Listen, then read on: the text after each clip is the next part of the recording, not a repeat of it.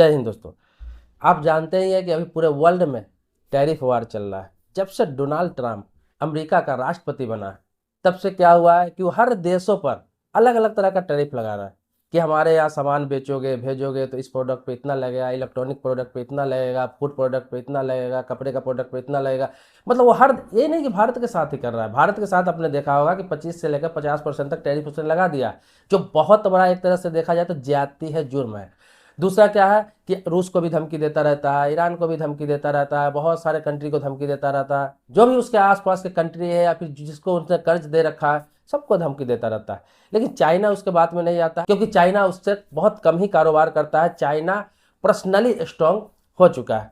हम बात कर रहे थे भारत का। देखिए, भारत के साथ वो इसलिए ज्यादती कर पा रहा है कि आप जानते हैं कि ज्यादातर हम यूरोपियन कंट्री का ही प्रोडक्ट यूज करते हैं, यूरोपियन कंट्री का ही सामान भी यूज करते हैं अधिकतर, चाहे इलेक्ट्रॉनिक सामान हो चाहे किसी प्रकार का सामान हो। आप देखेंगे और लोग पसंद भी करते हैं। जैसे देखिए, अपने यहाँ क्या है, टाटा है कार में, महिंद्रा है, इसके अलावा बहुत सारी कंपनियां हैं, मारुति है, बहुत सारी कंपनियां हैं अपने यहाँ जो अच्छी अच्छी कारें बनाती है। मान लिया जाए लोग मारुति सुजुकी को कहते हैं कमजोर कारें बनाती है, तो यहाँ टाटा है, महिंद्रा है जो बहुत स्ट्रॉन्ग कार बनाती है। लेकिन फिर भी आप देखेंगे कि आज के डेट में लोगों को पैसा होता है तो लोग क्या इस्तेमाल करते हैं, जापानी कंपनी का गाड़ी इस्तेमाल करते हैं, जो कंपनी का नाम है टोयोटा।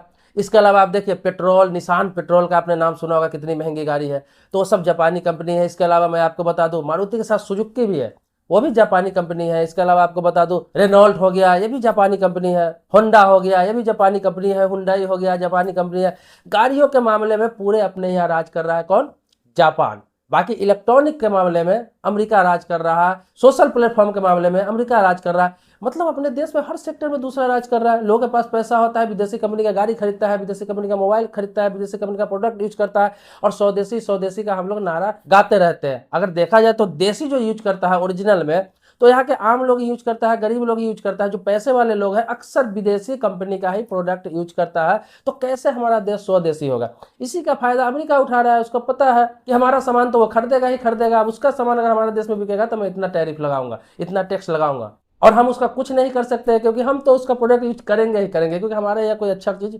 बनता ही नहीं है, और जो बनता है तो उस लेवल का नहीं है कि जिसका शौक है वो पूरा कर सके। तो इसी को लेकर समय समय पर सवाल भी उठता रहता है कि क्या अमेरिकन कंपनी है, सोशल मीडिया प्लेटफॉर्म जैसे फेसबुक हो गया, इंस्टाग्राम हो गया, यूट्यूब हो गया, बहुत सारे एक्स हो गया, सारे उधर से ही जांच होता है अमेरिका से, यूरोपियन कंट्री से।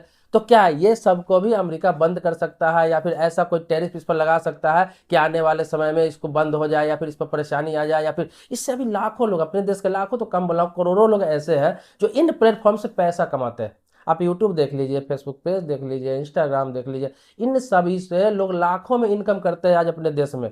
ये अपने देश के करोड़ों युवाओं को रोजगार दे रखा है तो अमेरिकन कंपनी, लेकिन रोजगार दे रखा है।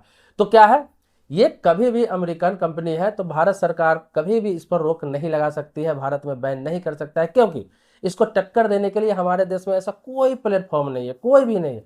ऐसा नहीं है कि हम फेसबुक के बदले फेसबुक हम बना रहे हैं, या फिर यूट्यूब के बदले यूट्यूब बना रहे हैं, या फिर इंस्टाग्राम के बदले इंस्टाग्राम बना रहे हैं।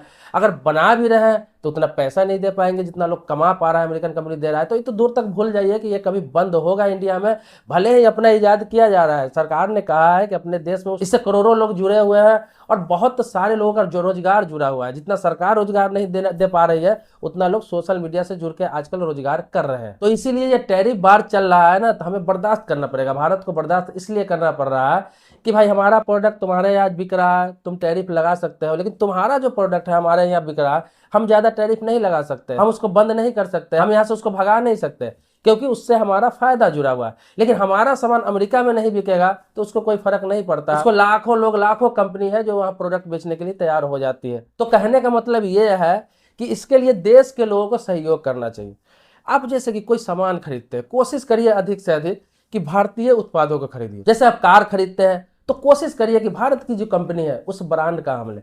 टाटा हो गया, महिंद्रा हो गया, मारुति हो गया। बाइक के सेक्टर में भी देखिए बहुत सारी विदेशी कंपनी है, सिर्फ बजाज है तो हमारे यहाँ की कंपनी है। तो ऐसा कोशिश करिए कि स्वदेशी अपने देश की कंपनी है उसका इस्तेमाल कीजिए। मोबाइल की बात रहे तो मोबाइल की भी आप देख ही रहे, वही हालात है। अपने यहाँ तो बहुत ज्यादा मैन्युफैक्चरिंग होता नहीं है, यहाँ की कोई बहुत बहुत ना के बराबर कंपनियां हैं, और है भी तो उस तरह के फीचर नहीं दे पा रही है, इसीलिए लोग इस्तेमाल नहीं कर पा रहे हैं। अगर उंगली पे नाम गिना जाए तो दिखता है कि ना के बराबर भारतीय कोई मोबाइल कंपनी, मजबूरी में लोग एप्पल को यूज करते हैं, या फिर आपको बता दूं सैमसंग का यूज करते हैं। सब विदेशी कंपनियां हैं, इंडिया का है ही नहीं, कोई याद भी करना नहीं चाह रहा।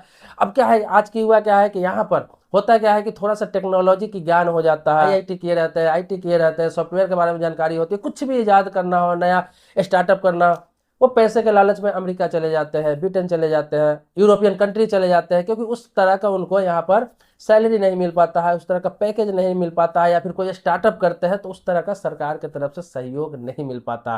तो वो लोग पैसे के लालच में वहां चले जाते हैं और वहां जाके उनकी कंपनी डेवलप करते हैं, उसका हम लोग इस्तेमाल करते हैं। इतना बड़ा देश, 140 करोड़ जनसंख्या वाला देश, और हम दूसरे की तरफ देखते हैं हमेशा, इलेक्ट्रॉनिक के मामले में हो, चाहे मोबाइल के मामले हो, सॉफ्टवेयर के मामले में हो, चाहे कोई उत्पाद के मामले में, सोशल मीडिया के मामले में, सब हम दूसरे पे निर्भर है, हमारे यहाँ कुछ भी नहीं है। तो आप स्वदेशी अपनाइए, कोई भी चीज पहले कोशिश कीजिए कि भारतीय कंपनी का है अच्छा प्रोडक्ट, उसका इस्तेमाल करने का कोशिश करिए।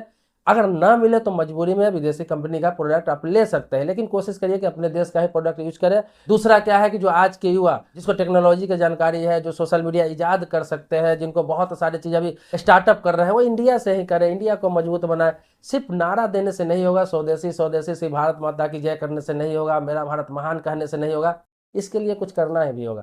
आप देखते होंगे पराग अग्रवाल जो ट्विटर का पहले सीईओ थे, इसके अलावा आप देख रहे होंगे सुंदर पिचाई जो गूगल का सीईओ थे, ये लोग क्या सब भारतीय है? बताइए, जाकर अमेरिका में उसका कंपनी डेवलप कर रहा है, यहाँ पे वो घूमने भी नहीं आते हैं, देखने भी नहीं आते हैं।